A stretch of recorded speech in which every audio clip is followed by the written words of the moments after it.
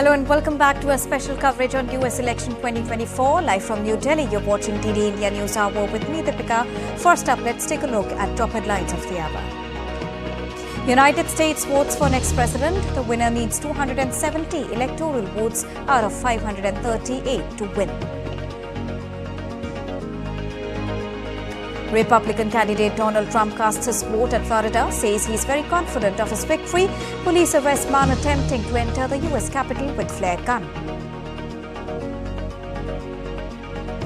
And Israeli Prime Minister Benjamin Netanyahu fires Defense Minister Yoav Gallant. Katz has been appointed as the new Defense Minister.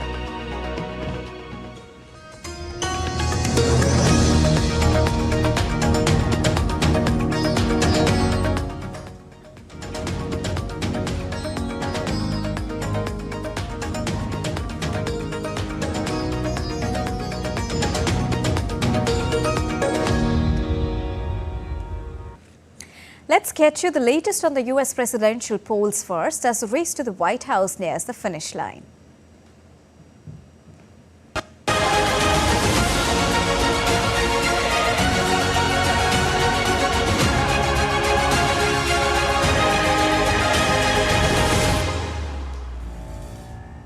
So voting for the 2024 US presidential election is underway. Vice President Kamala Harris and former President Donald Trump are battling over 7 key swing states, which are Michigan, Pennsylvania, Wisconsin, Arizona, Georgia, Nevada and North Carolina. Now, if Kamala Harris wins, she would make history, becoming the first woman, first Asian American and first black woman to win the presidency. While a Trump victory would also be historic because he joined Grover Cleveland as the only president to serve non-consecutive terms. The US markets are up, which aligns with the historical trend of market rallies on the election day. Now, since the US is divided in different time zones, the eastern part of the country sees polling first. Dixville Notch, a small town in the state of New Hampshire, became the first place in the country where voters cast their ballot. Tens of millions of voters across the United States have already cast their votes early. And right now, let's take you across live visuals where Kamala Harris, US presidential candidate, has cast her vote. She's cast the vote. Before that, you can see Kamala Harris, the presidential candidate. She's currently talking on the phone. She's currently at the venue where she will be casting her vote. And before that, early on, she tweeted on her social media platform X and said that Arizona is coming out in large numbers to vote, and this clearly showcases the mandate of the youth specifically she focused on. So there you can see that even on the last day, she addressed all the people, all the voters, pushing them to go and vote in large numbers through different radio stations. There you can see how she's currently interacting with all the voters as well. She's on the phone calls also, interacting with the voters also. The media is there. She's interacting with the media also. So a last minute push, you can see, is continuously on the bid. Kamala Harris is trying to make it possible, and she's trying to interact with each and everyone where she can do, because this is the last moment where she can do. Earlier she said that she would be, just attending the watch party, and she would be having a dinner with her family members, which goes as per the tradition before the counting ends and before we get to know the result of it. And there you can see the visuals of presidential candidate Kamala Harris, who served as the Vice President of the United States. And if she wins, she would be the Asian women to win this election. We just talked about that. And also she would be creating history. She's having a lot of support from other people also, but the results are really awaited as we near the polling closure. So amid the ongoing voting, American citizens expressed their views on the two candidates, highlighting the significance of voting in shaping US's future. Key issues such as the border security, abortion and illegal immigration emerged as primary considerations, influencing their decisions at the ballot box. Let's now take a look at some of their reactions and responses. I voted for Kamala, and I think it's especially important because just all the ridiculous and outrageous things that Trump are saying, and he's trying to make America a fascist state again. And as people of color and as a woman, I thought it's important that we have to vote this time. I voted for Trump, and I don't know not about politics, but I think he's good for the economy. But I don't know that much about the election because it's my first time voting. So I want to vote for the candidate that has values, that backs his values, that backs it with fairness, that makes sure that in America, it doesn't matter if your name is Martin or Mohammed, Patrick or Patel, Singh or Smith, that you get not ahead on the color of your skin, but the content of your character. So the candidate who does that, and I know in my heart who that is. Abortion is really important to me. I think immigration laws are really important to me. Recessions and economics are really important to me. And I think it impacts not only students, but everybody else. I think it's in God's hands, and whoever's supposed to win is going to win, and that's where I'm coming from. I just hope they do it right, you know. I'd rather they do it right than just rush through it. I'm here first thing in the morning. I think it's very important to, whatever you're doing today, if you haven't voted, get out and vote. It's a right that not everybody in the world gets, so you have to take advantage of it, and it does matter. It will change your life. You never know what kind of legislation is going to happen, so, you know, take advantage of your rights. It is so important that everyone comes out to vote today. It is an election like no other. And if you have any thoughts of not voting, today is the day to change your mind. You can do voting today, even if you're not registered to vote. And it will be an important part of our history as Americans that today you have gone and voted. And it's important whether you vote Democrat or Republican. It is a special thing to be able to vote for your candidate. Now, Republican presidential candidate Donald Trump on Tuesday said he would be prepared to concede defeat after Tuesday's vote if it's a fair election. I lose an election, if it's a fair election, I'd be the first one to acknowledge it. And I think so far, I think it's been fair. I think there's been a lot of court cases. Both sides are lawyered up. Thousands of lawyers are involved, thousands, can you imagine? And part of that is because we have too complicated a process. If we had a piece of paper, watermarked, you know that paper is more sophisticated now than computers. It's watermarked paper. It's unbelievable what happens with it. There's nothing you can do to cheat. Now, asked about fears of unrest after the election and whether he would call on the supporters to avoid violence, he criticized the question and said his supporters are not violent people. I don't have to tell them that there'll be no violence. Of course there'll be no violence. My supporters are not violent people. I don't have to tell them that. And I certainly don't want any violence, but I certainly don't have to tell. These are great people. These are people that believe in no violence.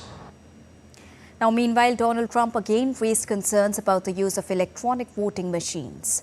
After casting his vote in Florida, Donald Trump reiterated his previous criticism of electronic voting machines, suggesting they were less secure than paper ballots and would delay the outcome being known. A thing like that should never happen. This election should be over. They spend all this money on machines. And frankly, if they'd use paper ballots, it would be over by 10 o'clock. And by the way, the paper ballots would cost 8%. It would be 8% of the cost. If they would use paper ballots, voter ID, proof of citizenship, and one-day voting, it would all be over by 10 o'clock in the evening. It's crazy. Now, as Donald Trump cast his vote in West Palm Beach, Florida, DD India's Amritpal Singh reports from Ground Zero with more on this. Now, outside the polling booth where Republican candidate Donald Trump has just voted, he said that he's confident that he will make it back to the White House as his voter base has turned out in large numbers to vote. But more importantly, Donald Trump said that there will be no violence from his camp. He said these reports about violence are not true. He called them fake and said that he's appealed for no violence, for fair and smooth elections. He said if it were a paper ballot, the results would be known by now, basically casting aspersions on the voting process, hinting that there could be a voter fraud, but at the same time trying to say that his voter base has turned out across the country in large numbers, and he's confident that he'll make it to the White House. With cameraman Sanjay Jena, this is Amritpal Singh for DD India at West Palm Beach, Florida. All right, so U.S. Capitol Police on Tuesday arrested a man at the visitor center who was carrying a torch and a flare gun. Police confirmed this in a statement. The Capitol Visitor Center was closed while the authorities conducted their investigation, U.S. Capitol Police said. Now, the arrest occurred as the voting is currently underway across the United States. And let's now hear some more reactions from early voters in Arizona and New York. I voted for Kamala, and I think it's especially important because just all the ridiculous and outrageous things that Trump are saying, and he's trying to make America a fascist state again. And as people of color and as a woman, I thought it's important that we have to vote this time. I vote for Trump, and I don't know not about politics, but I think he's good for the economy. But I don't know that much about the election because it's my first time voting. So I want to vote for the candidate that has values, that backs his values, that backs it with fairness, that makes sure that in America, it doesn't matter if your name is Martin or Mohammed, Patrick or Patel, Singh or Smith, that you get not ahead on the color of your skin, but the content of your character. So the candidate who does that, and I know in my heart who that is. Abortion is really important to me. I think immigration laws are really important to me. Recessions and economics are really important to me. And I think it impacts not only students, but everybody else. I think it's in God's hands, and whoever's supposed to win is going to win, and that's where I'm coming from. I just hope they do it right, you know. I'd rather they do it right than just rush through it. Now, as the U.S. undergoes one of its most consequential presidential election, former President Barack Obama made an appeal on social media to vote for Democratic nominee Kamala Harris and her running mate Tim Walz. This election is going to be close. In some states, just a handful of votes in every precinct could decide the winner. So you need to get out there and vote. So tell your family, talk to your neighbors, make a plan, go to the polls with your friends and vote. Vote for Kamala Harris and Tim Walz. Head to iwillvote.com to look up your polling place today. Now, Democratic vice presidential candidate and Minnesota Governor Tim Walz expressed his confidence about the battleground state of Pennsylvania on Tuesday after making a campaign stop in Harrisburg. He said that he and Vice President Kamala Harris were excited about their chances in Pennsylvania. Buddy just came from the diner, gonna board the plane and head to D.C. We're feeling great. I just want to remind folks, still got a plan to vote. A lot of time for these polls to be open. iwillvote.com if you need it. And I think the choice couldn't be starker. We saw the closing arguments of one of hopefulness, unity, and a focus on the middle class. The other one of dark, divisive, focused on himself. So we're feeling good about this, America. Get out, get this vote done, and let's win this thing. We're excited about Pennsylvania. I think being here, we started it here. For me, it feels like closing the loop. We're excited about being here. We're taking that positive message, and you saw the energy in that room. Now, home of the Las Vegas Raiders, the Allegiant Stadium made history today by opening its door for voting on Election Day. Fans lined up to cast their ballots in this iconic venue, excited to be a part of this unique experience. Voters received special Raiders I Voted stickers, adding to the excitement of participating in democracy. Among those casting their votes was Nevada Senator Jackie Rosen, who highlighted the diverse and younger voter turnout at the significant location. With over 90 voting booths, Allegiant Stadium served as the largest polling place in Clark County, bringing together the community in a celebration of civic engagement. It was important. I was the first one in line this morning, and it's important. I'm a big Raider fan. I'm from California. We've been here 4 years. And I brought my friend with me. I'm like, you have to come with me. We have to make history. Well, just to vote by itself is very important. So many people have paved the way for people to vote. So it's very important for me to vote. Doing it here at Allegiant Stadium, yeah, I didn't want to go nowhere else. I did want to come and get this Raider voted sticker. And me and my wife came out to cast our ballot, and it was very easy. Well, it's really special because the only reason why I drove out here to Allegiant Stadium is for this sticker, because if I wanted this sticker on my wall. And the Raider connection, well, Oakland from the Bay, baby. So I got to come out and represent my Raiders. I love the stadium. Any excuse I have to come down here is the best excuse. Any excuse I have. All right, now I'm joined by the elite guest of a panel of guests who would be joining us today in the special broadcast. We have with us Professor W.P.S. Sidhu, Center for Global Affairs, New York University. We have with us Mr. Anand Mittal, political analyst from Washington, D.C. And we have with us Mr. Ramesh Ramachandran, who's the editor and the foreign affairs expert. A very good evening and thank you so much to all our guests for joining us on this special broadcast. First of all, coming on to you, Sir Sidhu, W.P.S. Sidhu. Arizona is a key state to the United States election and the voters are saying that the people can change their minds here. Economy is being seen as the key factor here, driven by the youngsters, especially talking about Arizona. But as we come closer towards the polling closure, how the US economy is going to rule the results here? Well, the US economy is certainly going to be one element of that, but as you very rightly pointed out, there are many, many other issues as well, including immigration or the perception, particularly for a state like Arizona, of how secure the border is, and really against migrants as well, in many ways, and as is abortion. So there are many, many issues that are going to be determining this aspect, and if we were to draw perhaps a hierarchy, it would really depend on what is the background of the voter. If there are voters coming from the less, privileged in economic terms class, then obviously inflation, the economy is going to be a very, very important factor. But if you are educated, perhaps a little bit more privileged or in position, then clearly other elements are going to be an important factor, including abortion, for example. And that is something which we need to still sort of see how that's going to play out. And one way perhaps to identify that would be to see what has been the turnout from the different communities, particularly those who are affected by the inflation and see economy as a big concern. And there's no doubt, of course, that those who feel economy is a big issue and that they've been hurting for the last 4 years are certainly going to be in the camp of Trump. And we've heard that from some of the voters who you've already spoken to as well. But clearly, economy is not the only issue on this ballot.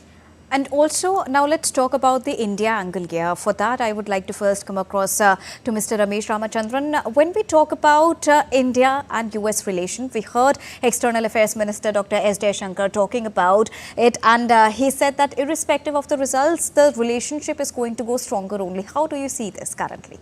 Well, there's no denying that India-US ties enjoy bipartisan support across the political spectrum in the US and in India. Now, there are always highs and lows, crests and troughs in any relationship between peoples or countries or government. To that extent, we've seen some issues crop up every now and then, but on balance, I would say that India-US ties are always on a steady keel, so to speak, and it's become predictable as time goes by. Now, it's one of India's most consequential relationships in the world. The same is true for the US. It is strategic partnership in many ways. It has a global footprint. And the bedrock of India-US ties, Deepika, is people-to-people ties, the exchange of people, be it students, business persons or academics for that matter, the living bridge, so to speak, between India and the US, which is the bedrock or the main pillar of the relationship, in addition to trade and investment, defense and security, space, civil, nuclear energy, high technology, and so on and so forth. And to come to your point about what Minister Jaishankar had to say, I will quote Prime Minister Modi here when he addressed the US Congress in 2016, and I have the exact quote somewhere here. If I can quote from his speech, Deepika, if you allow me just 30 more seconds. Quote, "Today our relationship has overcome the hesitations of history. Comfort, candor and convergence define our conversations. Through the cycle of elections and transition of administrations, the intensity of engagements has only grown. And in this exciting journey, the US Congress has acted as its compass. You have helped us turn barriers into bridges of partnership, unquote. Now, talking about or contrasting Trump and the Biden-Harris administration, Deepika, two things stand out. During Trump, we saw the Quad being revived, number one, and number two, his emphasis or accent or focus on the Indo-Pacific in general and China in particular in his national security strategy. Talking about Biden-Harris, Deepika, we saw Biden elevate the Quad to an annual summit level, and Biden and Prime Minister Modi initiated what is known as the ICET, the Initiative on Critical and Emerging Technologies, including semiconductors for that matter, which has taken off in the last 1 year and more, between co-chaired by the two NSAs of India and the US. There have been some lows during Trump, for instance, on the issue of GSP, on the, when the US ended India's determination or status of being a beneficiary developing country. But we've seen, some developments of late, including, for instance, the formation of the what is known as the Hindu, Buddhist, Sikh, Jain American caucus in the U.S. legislature, which is growing in size by the day. So, on balance, Deepika, if you look at India-U.S. ties, India's rise, some would say, is inevitable. So the U.S. can ignore India only at its own expense. Plus, the rise of Indian Americans in the U.S. domestic polity also plays a key role in the India-U.S. ties. So India, in a sense, is becoming indispensable to managing global affairs, be it climate change, be it counterterrorism, be it the Indo-Pacific, and so on. So the India-U.S. ties are in good stead, so to speak. That talks about volumes about when we talk about India and US relationship, the bilateral relationship that each other share with both of them share with each other. Now coming on to you, Mr. Anand Mittal, what impact will the new president have on India-US's existing relationship?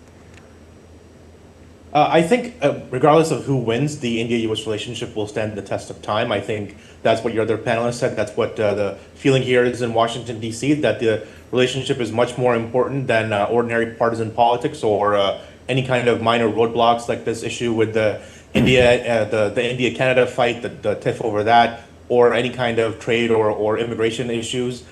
Even during Trump, there were some issues, and he has intimated again that he might try to strike a deal with India on immigration, maybe on things like steel and manufacturing. But quite honestly, both sides, Democrats and Republicans, realize that India is going to be an important partner in the Indo-Pacific Asia policy, trying to make sure that China's influence is curbed, and that making sure that India is seen as a better partner that actually reflects American values, reflects the things that America cares about. So I think regardless of who wins, that will not change that much. But I do think that the Democrats tend to find it much more easier to comment on what Indian officials say there are internal issues, things like religious violence or minority issues or even the farmers' protest. So I think that is going to create some tensions. But as I said, those are minor tensions, like just as with this Canada fight, that the Indian State Department or the American State Department has said, we're concerned, but they don't say anything beyond that. They don't make any declarative statements. They don't say, India has to do this or India has to do that. They only stress cooperation. But so you're going to see some of those kind of things raise it up a little bit more. But the past relationship speaks a lot, and when we talk about tech, also coming on to you, Professor Sidhu, tech cooperation will also be key here. Right from, you would remember, ISET to Artemis Accords, India and the US has seen a transformational journey. But will the result also lead to a major boost in India-US elections and their relationship with each other? So I agree with all of the other panelists, including Ramesh as well as Atul Mittal, in the sense that this relationship is on a trajectory which is very, very steady, and it's going in one direction, which is up. The only question is going to be the speed of that trajectory. And that is where I think, political leaders can play a role in both countries. Some have been more forward-looking and have been promoting and enhancing and advancing the relationship and been willing to address some of the hurdles which appear between any relationship between these two countries. Given that, I think you're now certainly seeing in the post-pandemic era a very important focus and idea to kind of have supply chain resilience. essentially meaning that you engage with countries that you trust are going to be there at a time when you essentially need them, and that's something which we're likely to see build up a little bit more. And this one relationship, an agreement that you talked about, is just one of many. But I would also very much look at the private sector and how that is starting to build up and looking for alternatives to China.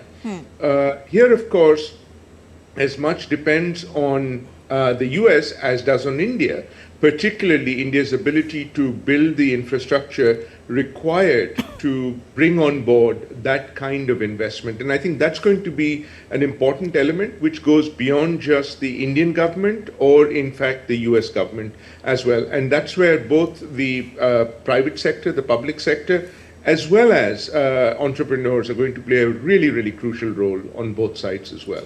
Talking about China, Mr. Mithil, coming on to you, the US administration under Donald Trump framed China earlier as a threat for the first time ever. And China would be now closely monitoring the results today. We have seen Trump's bid to make America self-reliant in semiconductors as well. How do you see US-China relationship under Trump's presidency if he wins the election this time? Well, Trump always likes to, he's a businessman. He always says he likes to make deals, and that's how he's approached his approach with India was different in that sense, that it was a bilateral approach more than the Biden administration, which is a multilateral approach. So I think when he deals with China in the same way, he's going to emphasize that he has a good friendship and a good relationship with President Xi Jinping, and he's going to try to ensure that his personal diplomacy wins out over any kind of any security establishment or foreign policy establishment views that are there in America about China.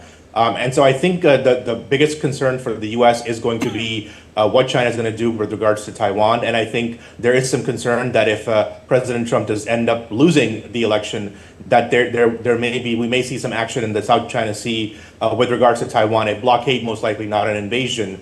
And that's what some of the security analysts have pointed out, that China may go ahead and pull a blockade, because that's what happened with the Biden administration. We had the Afghanistan disaster, we had Ukraine in 2022, and then Israel in 2023. So a lot of people around the world, nations who are opposed to America and America's foreign policy, are seeing the Democrats as in a much more vulnerable position, or much more willing to take those kind of risks. And if President Trump is elected, they do not believe that he would be somebody who would stand for those kind of actions, and he would most likely, go with his sort of what's called the crazy approach, the madman approach that has prevailed. There were no wars, there was no major conflicts during his 4 years in office, and I think that's why he's making the case to the American people that he's a much better president in terms of foreign policy and domestic policy, because pre-COVID, there's a certain nostalgia about what was going on in America with its foreign policy and with its economy. We'll talk about the markets also, because that is also a very important factor. But before that, coming on to you, Mr. Ramachandran, the Indian community there in America plays a very key role. How do you see that, and how do you see Indians playing a major role in the elections tonight? I'll try to answer that question, Deepika, by just pointing you to two gentlemen joining us on this panel, Professor Sidhu and Mr. Mithil, who are good examples of what we're discussing about the vibrant Indian-American community in the US. Let me try to answer your question by giving our viewers a contrasting picture, a study of both Kamala Harris and Trump, especially in the context of their policies and their personalities, and also weaving the Indian-American community in the overall argument. If I can just briefly touch upon the community itself, they are 6 million and counting, according to latest figures, the second largest such ethnic group in the US. Now, they've traditionally voted Democrat, but, and this is an important but, Deepika, as the community becomes more affluent, more upwardly mobile, the second generation, third generation Indian Americans are tending to vote Republican. And this shift from Democratic to Republican voting is evident and discernible.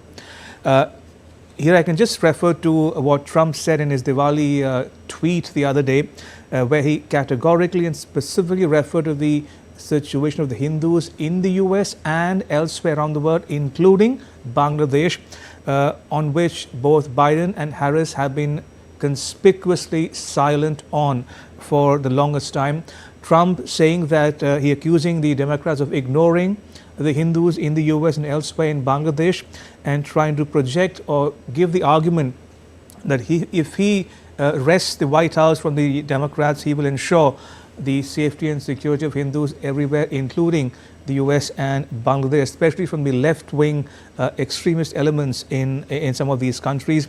Now, talking about the diaspora, generally speaking, Deepika, they are becoming a force to reckon with on the political firmament of the US.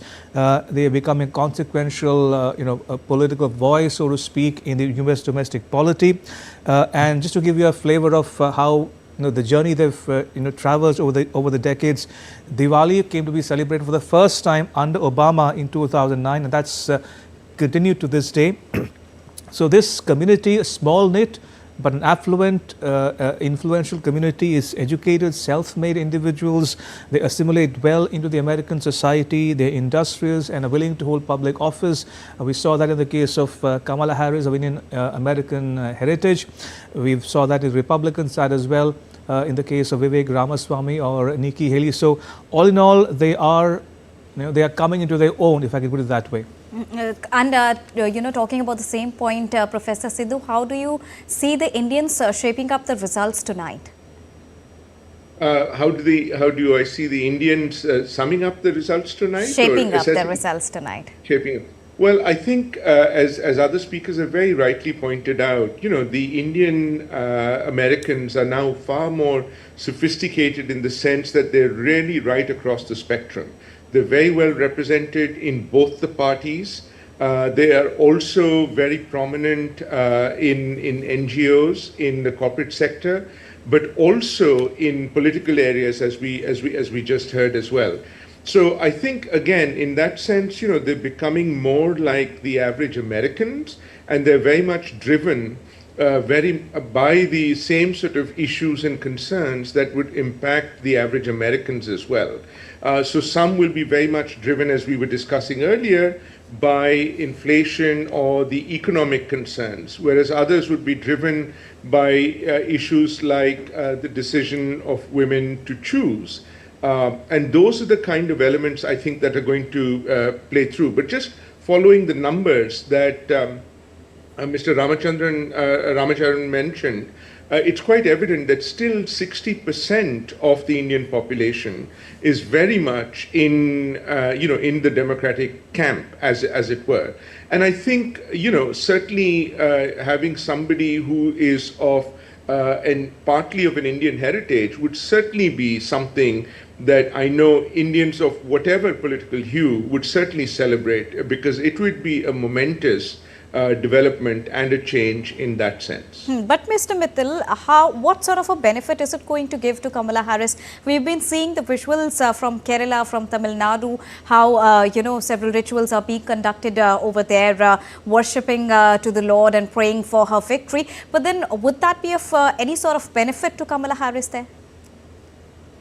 Yeah, I don't know how beneficial it would be to her. I think she is sort of, in the sense of trying to get votes, the Indian American population is much more stratified and not unified in any sense, apart from maybe some states like New Jersey and Georgia, but not enough to probably make a difference.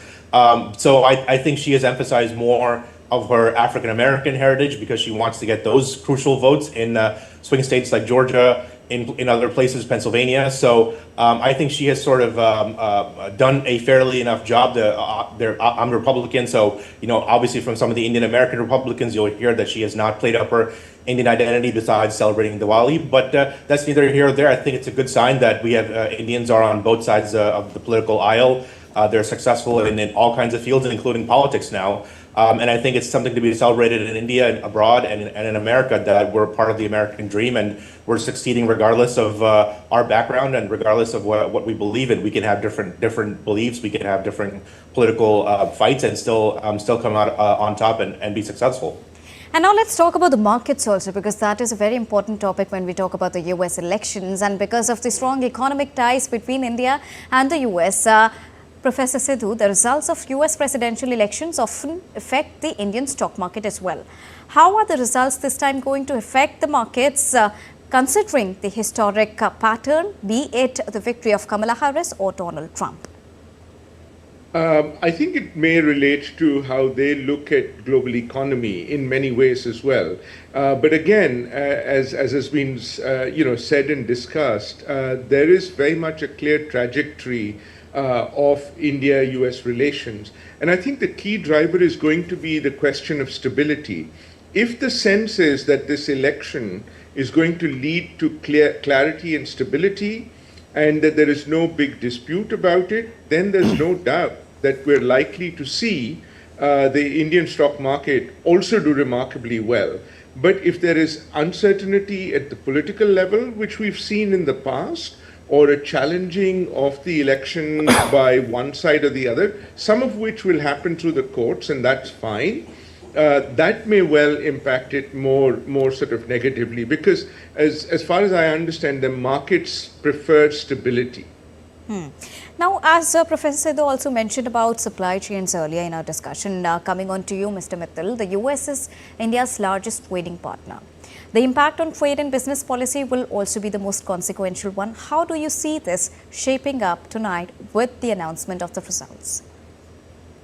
Yeah, like I said, I think if President Trump wins, he is going to pursue a much more bilateral deal as far as supply chains, as far as making any kinds of manufacturing or economic deals or even military deals. And I think he's going to try to make sure that whatever deals are made or whatever diplomacy happens, it happens through him personally or through his NSA. And so those are going to be the important people to watch out for, who he appoints in key foreign policy positions. Most likely, Mike Pompeo, the former Secretary of State and the head of the CIA, is going to play a crucial part in and he's played a crucial part of the previous 2+2 defense talks as well. But I think much more importantly, I think what's interesting to see with the Biden-Harris administration, if Vice President Harris wins, is that even though they were opposed to Trump's foreign policy in broader terms, the Biden-Harris administration did not overturn many of the anti-China policies and many of the sort of strengthening of the U.S. Supply chain and trade issues that Trump had raised and had made a key issue on his campaign in 2016. And so what's going to be interesting to see is what the future Harris administration will do with regards to that. And it's most likely going to be a continuation of that. They're not going to be as possibly polarizing and negative in their language, but they are going to continue the relationships with India. They're going to continue making sure that the supply chain is strengthened and that Indian defense partners, Indian economic partners are much more empowered, and those deals the red tape is cut. And I think that's going to be the policy that they pursue going forward. It may involve, like I said, a much more multilateral approach. They may try to get the Quad much more involved, other countries much more involved. And so there's going to be a little bit of tension in that, I think. There's also folks who are pro-Pakistan in the Democrat Party. I would say there's lobbying on all sides, obviously. And so there's going to be a little bit of tensions and negotiation and discussion on those fronts as well that may thwart any kind of deal. And so, again, Trump may do the bilateral deal, and that may happen much more quicker. And I think Democrats are still going to pursue something in that same strength. My colleague Ramesh has a question to Mr. Sidhu. Yeah, Deepika, if I can just quickly ask both our guests one question each, if I may, Deepika. To Mr. Mittal, I mean, would you subscribe to this view that if Kamala Harris wins this election, it would be because voters have voted for the Democratic Party and its values and what it stands for? On the other hand, if Trump wins, it would be because voters are voting for him, the man, and his politics. And also to Professor Sidhu, if I may, Professor Sidhu, knowing your interest in global affairs, if I may ask you to weigh in on the implications of a Harris or Trump presidency on global affairs, especially in light of what is happening between Russia and Ukraine to begin with, between Israel and Hamas and Hezbollah in Middle East or West Asia, as we call it here, North Korea, the tension, the Korean Peninsula to begin with, as well as on the elephant in the room, China and possibly Taiwan. If you can go first, Mr. Mittal. Yeah, So I think, President Trump and the Republicans have made the economy the main issue. If you talk to the general public, they have also said that the economy is their main issue in this election. Most voters are not happy with the last 4 years of the Biden-Harris administration, and there's a certain nostalgia about the pre-COVID era where President Trump was the president. The economy was doing really well. And even when he won in 2016, there was the markets rallied very quickly. People initially thought that maybe Trump winning would depress the markets or the economy, but that was not the case. So I think that is the strain, the vein and the strain that the Republicans and Trump are taking. I think for Vice President Harris, she has moved away from some of the positions that her own administration has taken over the last 4 years to triangulate, to try to get the votes, to try to make sure that she is a winnable candidate. So she has, for example, in Pennsylvania, fracking is a big economy there. So she has shifted her environmental stance on Israel. She has shifted her stance. She has become much more pro-Israel than she was previously. And on a bevy of other issues, she has made it clear that she's trying to move away from the Biden administration. But it's not clear whether the voters are going to see her as being super distinct, because she has not articulated her positions very well, and she has made her main plank that she is opposed to Donald Trump. And so, as with previous elections, when you make the election about one man, it's more likely that man is going to win. And so, even the 2020 election that Trump lost, it really was a referendum on Trump. And so, this election most likely is going to be a referendum on Trump as well, more than a referendum on Kamala Harris or the Biden-Harris administration. Having said that, I think there is a certainty, there is a possibility that the female vote comes out en masse in the swing states and gives the victory to Kamala Harris, because the social issues and the governance issues in terms of people who are turned off by Trump's language, his rhetoric, and his previous policies a large group of that includes women. Women protested in huge numbers the day after Trump won in 2016. And so there is a possibility that they may end up giving small victories in the swing states to give the presidency to Kamala Harris. But right now, everything is 50-50. We're literally playing with 0.5, 0.3 levels of margins, and not last week it was 2 to 3%, and now it's gone to less than 1% in some of these situations. Indeed, and if I may quickly ask Professor Sidhu to weigh in on the implications of a Harris or Trump presidency on global crises confronting the U.S. and the rest of the world. Thank you very much for that excellent and very difficult question, but a very important one as well, undoubtedly.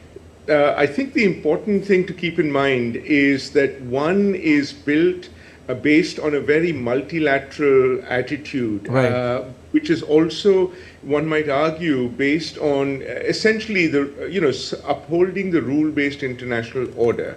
It is also less transactional, and it tends to be, sort of inclusive of other partners. I think if you look at the Trump presidency in the past and perhaps even into the future, you're likely to see three distinct sort of elements to that. Number one, it is going to be much more unilateralist. I would not necessarily say isolationist, but unilateralist. Second, it is going to be much more transactional. As Mr. Mittal rightly pointed out, there'll be more of a desire to have bilateral agreements rather than multilateral ones. And number three, the personal element is going to be very important. So the fact that he has a particular preference for the personality of President Putin or Prime Minister Viktor Orban of Hungary, or even Kim Jong-un of North Korea, is very much going to determine and follow his his pathway, and that would be the approach that he's likely to take. And I would say the same thing vis-a-vis Israel, and certainly, given now that he and Prime Minister Benjamin Netanyahu have kissed and made up in many ways, you're likely to see a more sort of weightage on that side. I think in the case of Kamala Harris, as I said, it's going to be much more multilateral, bringing along many more of the partners, but also, being very principled about it. So I don't think we can expect a rapprochement vis-a-vis President Putin anytime soon, or an opening to North Korea. And we might also see a nuanced change in the policy on the Middle East. All right. Thank you so much, Professor Sidhu, Mr. Anand Mittal, and Mr. Ramesh Ramachandran for joining us and bringing us a rounded perspective on history making as the US election polling is underway, and very soon we'll have the results as well. Thank you so much for joining us. All right, so the United States is a collection of 50 states with different voting systems, but they all come together to elect the country's president through an electoral college. This next report explains the entire electoral exercise in the US. November 5, 2024 marks the 60th quadrennial presidential election. Americans head to the polls in November to elect the next US president. The presidential elections are held every 4 years. The winner serves a term of 4 years in the White House starting in January of 2025. In the United States, there are two main parties. Democrats, they are generally considered liberal and typically support a larger government role in economic policies, backing regulations and social welfare programs. Republicans, they are seen as conservative and typically want a smaller government that is less involved in the economy. Now let's understand, how does the US presidential election work? In the United States, the winner is not the person who gets the most votes across the country. Both candidates compete to win contests held across 50 states. Each state has a certain number of electoral college votes based on population. Out of 538, the candidate that wins 270 or more is the winner. Most states lean heavily towards one party or the other, so the focus is usually on a dozen or so states where either of them could win. These are known as the battleground or swing states. It is possible for a candidate to win the most votes nationally, like Hillary Clinton did in 2016, but still be defeated by the Electoral College. Several party members may vie for the US presidency. Primaries and caucuses narrow down party contenders. Candidates from each political party campaign nationwide to win their party members' support. Starting in February, primaries and caucuses select delegates to represent the people at the conventions. In a caucus, party members select the best candidate through a series of discussions and votes. In a primary, party members vote for the best candidate that will represent them in the general election. What are presidential primaries? Most states hold primaries 6 to 9 months before a presidential election. Primary voters choose their preferred candidate anonymously by casting secret ballots. The state where the primary is held takes the results of the vote into account to award delegates to the winners. What are caucuses? Several states hold caucuses in the months leading up to a presidential election. Caucuses are meetings run by political parties that are held at the county, district, or precinct level. Some caucuses choose candidates by secret ballot. Others require participants to divide themselves into groups. Each candidate's group gives speeches and tries to get others to join their group. In the end, the number of delegates given to each candidate is based on the number of caucus votes they receive. Next step is national conventions. Each party holds a national convention to select a final presidential nominee. State delegates endorse their favorite candidates, with each party's presidential nominee officially announced at the end of the conventions. Presidential candidate also chooses a running mate or vice presidential candidate. Presidential candidates campaign throughout the country to win the support of the general population. The most important moment in the entire process is the general election. On November 5, Americans in every state across the United States vote for one president and vice president. When people cast their vote, they are actually voting for a group of people called electors. The candidate with the majority of votes in the state wins all the electoral votes. The presidential nominee with the most electoral votes becomes the President of the United States.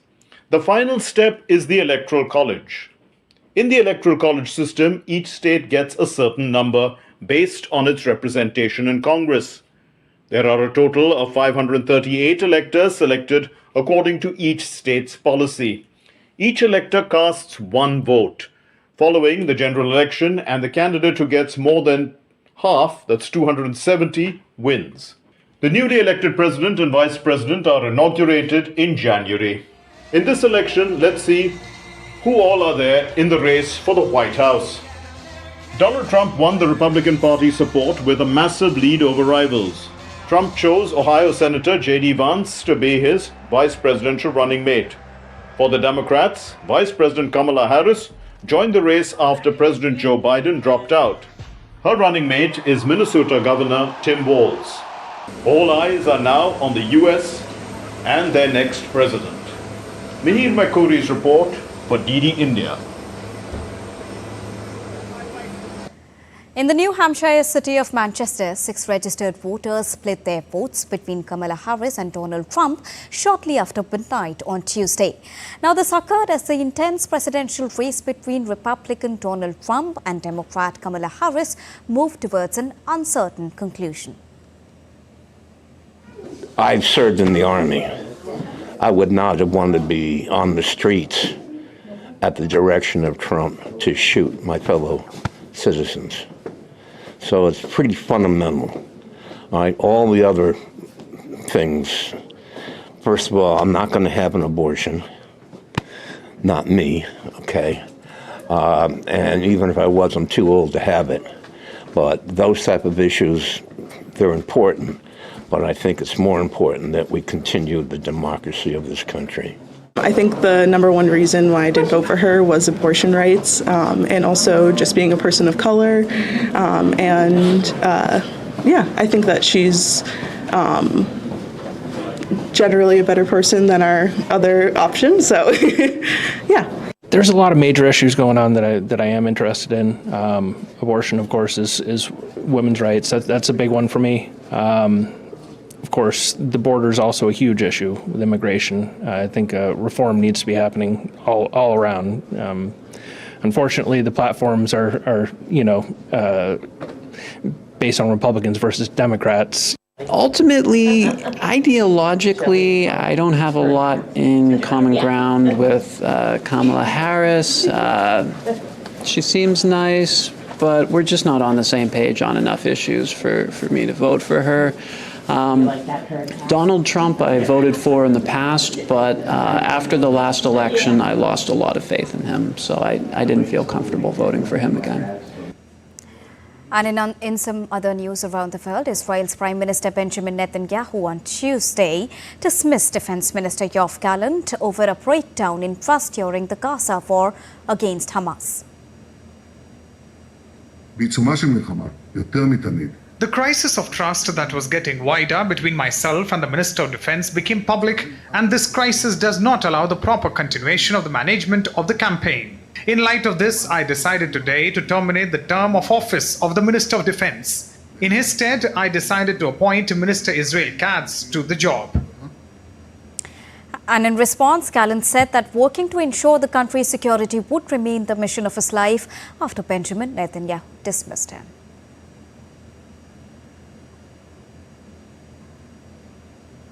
Now, Israel Katz has been appointed as Israel's new defense minister.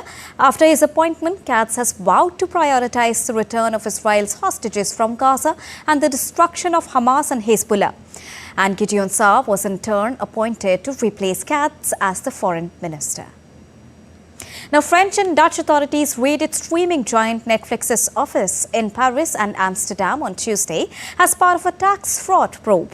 Netflix's Amsterdam headquarters for Europe, the Middle East and Africa were also targeted for a search by a team of officials from both France and the Netherlands. Netflix is also under investigation in France for its tax filings for 2019, 2020 and 2021. And that's all for this edition of DD India News Hour. But do let us know your thoughts on the news of the day. For those on the go, you can get all the latest news and updates from India and across the world on DD India mobile app. The app is available on Android and iOS platforms. Scan the QR code on the screen to download it right now. We'll be back with more news as it breaks here on DD India. And Deepika and from all of us here in New Delhi, thank you so much for joining us on this special broadcast. Namaskar.